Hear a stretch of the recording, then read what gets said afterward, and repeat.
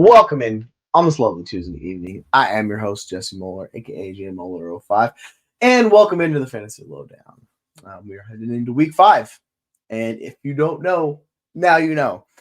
We are getting set to really start pushing into the heart of the season where we have a good set of data and we have it all kind of like linking up and lining up where we can kind of change our expectations of certain players if we need to adjust, if we need to move players forward, if we need to move players backwards. So that's what this episode is here to more talk about is we're going to kind of focus on the players that have been really disappointing, these high profile dynasty assets, the guys that are going in the first few rounds of super flex startups drafts, and that'll just really let you down one way or another. So where are we going to go with those guys? What do we do as a whole mindset? If we're like, if we want to value like more production and go from there. So that's kind of what this episode is here to talk about. As if you are, in these league median leagues, you could have up to 8 wins at this point already in the season.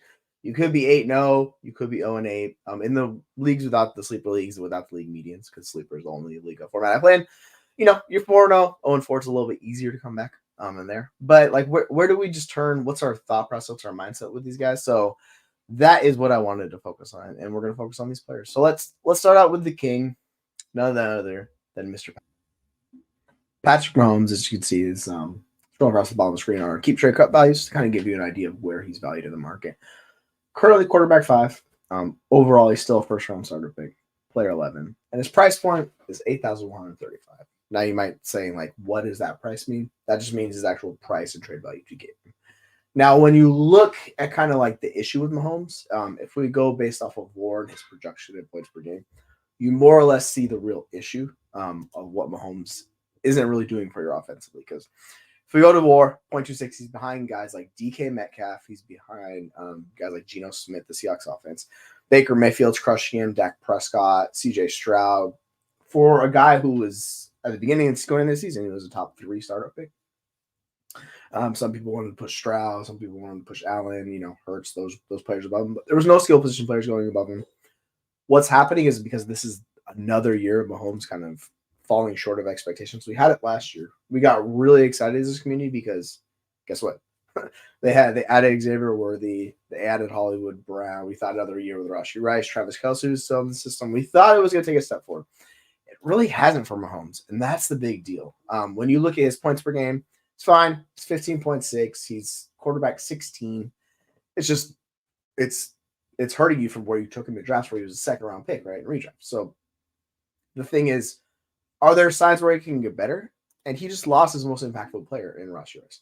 Now, on the flip side, we did see Travis Kelce come back from the dead, resurrected, because Rashee Rice and Travis Kelce kind of had overlapping roles. So you take away Rashee Rice, Travis Kelce's first read target share went up to like 47%.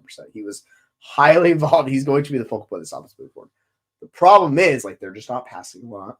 The yards are okay. There's a lot of good stuff. Like, he still has 68% completion percentage. The red zone attempts, they're fifth in red zone attempts. The total plays per game, they're 30. They're not. Their pace of play, it's okay. There's just a lot of things that are kind of just chipping away at Mahomes. And realistically, what it is, I think, is this defense is so good. This offense does not need to force itself to really speed up, to move fast to go there. Now, you can look at some of the trades for Mahomes, which I think are very interesting. We're seeing a lot of, I just saw Jordan Love for straight up for Patrick Mahomes trade in a 2 QB league. We have a lot of like a player who I'll get to in a minute, Anthony Richardson, who has fallen dramatically in value. We have a lot of Anthony Richardson plus a 1 to get Mahomes, or Anthony Richardson deal with Christian McCaffrey, Cooper Kupp to get Mahomes in a second. I mean, if you're doing that, like, give me the package of players. You just live with it, right? I get it. He's a struggle, but he still has that name cachet. At a certain point, though, it will wear off. We see this with the Dynasty community. If this does not get figured out, he's going to fall a little bit. He'll probably be like a second, third round starter pick, right? Which is kind of crazy to talk about. But that's kind of where he is, just because we're so focused on the redraft mindset with Dynasty where these guys aren't really bringing it to you. So he might fall into that range. I think someone will more or less probably grab him before then, but that's okay. What do you do with Mahomes? I think with Mahomes, you either have to make a couple of conscientious decisions what you want to do. You can buy in at the depressed price because this is the cheapest he's been since basically his 2019 blow-up season, or Mahomes would just absolutely set the world on fire. Since then, he's been a first-round starter pick. This is where Mahomes is starting to slide out of it. So it's really, are you comfortable buying at this price because you're betting on the best quarterback we've ever seen as far as production and like his skill set moving forward? Yes, you could do that. Or you could move off. So there's two ways to go. On the flip side of moving off is like what we talked about. You buy into other players. Someone traded him straight up for Jordan Love. I mean, I guess I really don't see the point much in doing that. Jordan Love's been good. I'm not arguing that. I just don't think Jordan Love is the type of quarterback that has the upside to get into the top 3 starter picks, which if Mahomes turns around, it'll immediately flip. That's the thing. Even if Mahomes, like the difference between Mahomes and Love is Love has to play at an MVP level.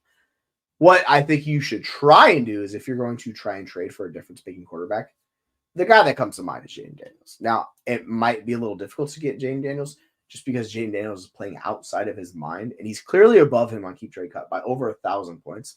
He's the quarterback 2 behind Josh Allen. Jaden Daniels is quarterback 2. He's just been absolute just lights out laser show. Now, he's had a really good schedule working for him, but that offense and everything setting up where if you could possibly get into the Jaden Daniels tier of players, would much rather do that. What's interestingly enough is Lamar Jackson it's been good, but he's still like he's a little bit below that, and I find that very interesting. Where Lamar comes down and falls a little bit further, but with Mahomes, it's just so difficult to do. So I think the best mindset with Mahomes is if you're fearful is ever going to bounce back, you don't trade him. What my thought process going into the year with Mahomes was trade him while he was still a top 3 starter pick, and you get value for him, and you can move off. And that is the depressed price. I kind of want to buy back in because I can expect it to move back up. He's not old. He's still young enough. There's a lot of things going in Mahomes' favor, right? Like I get it, but it's just he's still not even 30 yet. He's got plenty of time. The athleticism's still there. He's already got 61 rushing yards per game, and it's just the production. This is the lowest it's been since he's been a starting quarterback in the league. The lowest was last year, 18.4 fantasy points per game. He's at 15.6 this year, where he's fallen below guys like Baker Mayfield, who have been true league-breaking difference makers in your lineup where they're putting up the points. Mahomes hasn't. I think he could get there. So at the depressed price, I view him more as a buy than I do a sell. But he's literally sinking teams. I want to pivot to our second player here, and that's Mr. Bijan Robinson, who is still the running back 1, which I have no idea why he's still the running back 1. But it's more due to the name catch than anywhere else. As you can see, okay, trade cut. Bijan Robinson is the 12th overall player, so he is going as a first-round startup pick, which seems bananas to me. I don't understand why we're doing this with running back in particular. I get it. People love running backs, but like Bijan is not helping your teams out. So for me personally, at Bijan's price where you could trade him into a Nico Collins, you could turn him into a Jalen Hurts. You can move him into Jordan Love. You can move him into these elite rookie wide receivers, Marvin Harrison Jr. You could possibly get Jamar Chase, Amon-Ra St. Brown. You could get a plus on a Puka Nacua. You could tier down to Jahmyr Gibbs. You could get a Brock Bowers plus. You can get a Caleb Williams. There's just, with his market value and not being the premium position, and by that I mean by like how the dynasty market values running backs compared to wide receivers and quarterbacks, this price just doesn't make sense to me because Bijan's been fine, but he's not really winning you anything. He's 0.21 WAR. He's giving you less WAR than Mahomes is. It's 14.25 points per game. Like, it's fine, but this was also a guy going at the turn in startup picks. He was around, and if we're talking about redraft, he was like a top 3-4 pick. Like, he's being valued at it. Now, I will say his expected role is a little bit better, so he's underperforming, but his expected role with his usage, it's still not even in the top 12. So that's the bigger discussion, I think, with Bijan Robinson, where if he doesn't turn around by the end of the year, we're going to see that name cachet and shine wear off because running backs, we have a shorter window of life where people kind of want to get out of there. So if I can turn Bijan Robinson into a Nico Collins, who Nico Collins is having a record-breaking season right now, he's attached to CJ Stroud, that's the type of deal I want to make. Like, I want to do that. Or if you could trade Bijan into a Malik Neighbors, right? You make that deal where you go for the high-end, truly elite skill position players that are still young. We're not talking Alvin Kamara or Derrick Henry. We're talking the young guys, right? Or, like we talked about Jaden Daniels a minute ago with Patrick Mahomes. You go chase that. Now maybe you look into see what kind of plus you can get on a Jordan Reed. You kind of go after the list. Can you pivot into a Justin Jefferson?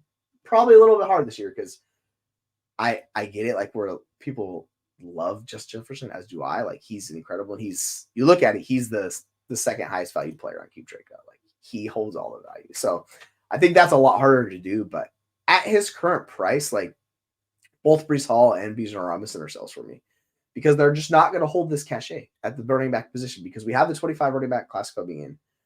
I get it. They're still young and they could still hit for you, but how high can they raise in value? Can they ever get up into that Malik Neighbors, Justin Jefferson tier where it's like tier 1, right, with Josh Allen?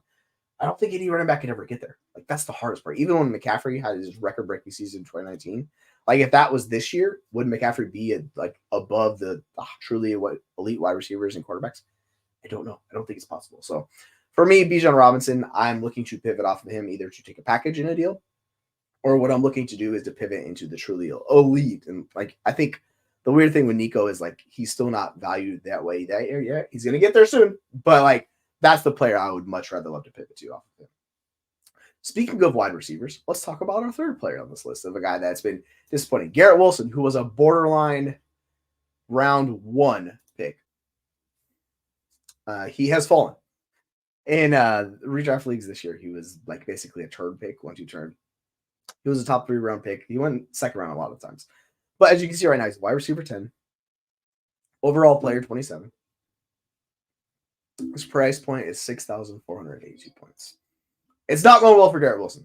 He falls into that Drake London tier where they're just not doing much of anything for you. London's been better than Garrett Wilson. But Garrett Wilson had the name cachet because of Aaron Rodgers, everything was setting up. The last two years, he's averaged 150 targets. He's actually scored more points per game the previous 2 years than he has this year. I get it. It's been a rough go. So this is what I view as a low point buy with Garrett Wilson. It will get better. The only thing that would prevent it from really finally catching on at some point is if they do trade for Devontae Adams, put him there, then that does worry me. But the players he's going around, it's already the dip's already taken up. Because the difference between Bijan Robinson and Garrett Wilson is they've been incredibly disappointing. Same thing with Breece Hall. These guys have all been disappointing. The difference is the disappointingness from Garrett Wilson has been more where people are just the situation is good. There's no injuries. There's nothing preventing him. It's just not getting there. He's not giving you the production. So that's the hard part where it's his target share is fine. Target per route run, it's okay. We're talking his target share is 25%. It's good. It's 25th in the league. His target rate's 26. So, his targets per route run. The routes run, 24th in the league. That's a bigger issue is because his route participation, he's running every route. The problem is the Jets play too freaking slow. So their pace of play is slow. They this is a Rodgers thing as has always been. He's been an efficiency guy, never near the league leaders in attempts of plays. And that's a problem because it just limits the amount of plays you could run, right? So especially if they're not hitting on the efficiency. Even with his air yard share, it's outside the top 20. There's just a lot of things not going well for Garrett Wilson. And this was kind of the case with CeeDee Lamb in year 3, where when it did not happen, there was a point, I think it was about week 4 before he finally took off. I think they were playing Pittsburgh on Monday night. That game is when a lot of people were just all right, we're done with CeeDee Lamb. It's not happening. And then the ascension happened where CeeDee Lamb took off and he lived up to the expectations of what people wanted to be. And then he pushed into that tier 1 wide receiver, right? That's the thing. And this was before, not last year. This was the year before, right? So where he finally hit expectations, you're it's there. I see it with CeeDee Lamb. With Garrett Wilson, I'm fine buying at this depressed price because people are starting to get to their wits end with Garrett Wilson. I can't throw my lineups. It's really bad. But if you're talking Jonathan Taylor, yeah, I'd do that. I'd trade Chris Olave for him. Sam Laporta, move him off of him. It gets interesting with a couple guys above him where it's Devon Achane, Puka Nacua, AJ Brown. Those guys I don't really so I wouldn't really pay up for those. But I don't mind if you're rebuilding Saquon Barkley, move Saquon Barkley into Garrett. You could do stuff like that. I get it. So I think he's more team building dependent, right? Where if you are trying to basically get a little bit younger, you move off some of your side, you package deal, you get Garrett Wilson. Or on the flip side, if contender, and if you have truly elite players already on your contending roster and you need kind of a boost, I don't mind getting Garrett Wilson. You go offer your late one, you add a little something onto it, you kind of make that deal happen. Obviously, it's not going to get you there, but that starts the discussion. You add another player, you know what I mean? You kind of do that to see if you can get your hands on a Garrett Wilson because where he's valued is a very interesting place. Now, obviously, I like Rashee Rice a lot, and if I was rebuilding, I'd just flip him for Rashee Rice. I know that there's a suspension possibly coming. I understand that. But if you're a tanking team, then yeah. So I don't view him as a must-buy, but I think he's the one that I'd say he's a borderline buy. You're kind of interested and you see what you got. So Garrett Wilson's a more interesting case for me. Now, we're going to pivot to the 4th guy on this list of players who have just been disasters, and that's Mr. Anthony Richardson, a player who has face-planted until the injuries, and the market has not been kind to him. Unlike Patrick Mahomes, who's still a top 12-ish player on Keep Trade Cut, according to Keep Trade Cut, Anthony Richardson, who was a first-round starter pick, he was basically from 107 through like 202 in that range. That's where he was consistently going this offseason. He's quarterback 13. He has face spun already. Player 41. We're talking outside the top 3 rounds. His price point 5697. I am so in on Anthony Richardson at this price. It's ridiculous. I understand people are concerned, but this is like what we call a buy low on a guy who can give you the difference making production. Now, it's been ugly. There's been a lot of highlights of him miss opportunities, miss throws. His fantasy points per game are not good. 13.1. I mean, he's coming out of some of these games, but like the rushing is there. Like it's all there for him. He has 141 rushing yards through those games. It's not bad. It's just not all clicking for him just yet. His fantasy points were dropped back. He's top 10. He's 0.61. His true completion percentage. This is the problem with him, and this is why people are saying he's basically like rookie or Josh Allen, because he hasn't played much football, even going back to college. The completion percentage on deep balls is outside the top 20. His completion percent under pressure is outside top 45. His red zone completion percentage is outside top 30. So it's all just not working for him and clicking for him, which makes him more of a high floor play than he is until, high ceiling play. At this price, I'm very much in on Anthony Richardson. I've been on him the entire process. Reminds me of Cam Newton, just not as refined as he was coming out. But the upside's there. When it all clicks, you get a truly difference-making war monster. If you want to go based off of war standard leagues and your traditional 12-team leagues, Anthony Richardson is basically 0.11 war, so he's giving you basically nothing. But it's just been rough for him. So there's a lot of players in this tier where you can talk about players that have been better than him. I'm going to go down to the tier. We're talking like Jerry Jeudy. We're talking about George Pickens. We're talking DJ Moore, Jackson Smith-Njigba. We're talking wide receivers. Deshaun Watson's been better. Daniel Jones. That shows you just their impact of how they've been. So it's not great for him. I will say that. But few players, particularly in this range of players, when we look at Keep Trade Cut rankings, few players have basically the ability to leapfrog all of these players. Because we're looking at Anthony Richardson. He's right next to Jaden Reed. I trade Jaden Reed for him. He's right next to James Cook. I trade James Cook for him. Brian Thomas Jr., Roma Dunze. I would trade all of these guys for him. I would be fine doing that. Now, there is risk with it. So if you want to pivot off, I get it. You can still get some good players. But, I mean, is anyone going to pay the market value you were paying the beginning of the year for Anthony Richardson? No. So this is one, if you're looking to sell, I would try moving him into like someone else who struggled into a Caleb Williams. I would also, if you want to go on a contending team, you could do Dak Prescott. Dak Prescott's been really good. The other quarterbacks were in their kind of value, like Justin Herbert. It's not really going to happen for Justin Herbert this year, so that's why Herbert's falling off. You more or less have to look for like a difference-making positional player, and it's just so hard with quarterbacks to do that. So this is where I view Anthony Richardson as a buy. I am okay riding this wave with Anthony Richardson because it's going to be up or down. But we're chasing champions here with his players. So with Anthony Richardson, I view him as I'm going to buy. I'm going to attack Anthony Richardson and hope I can get it. Now, it may not work out. Obviously, there's risk with him because he's just been bad NFL quarterback right now.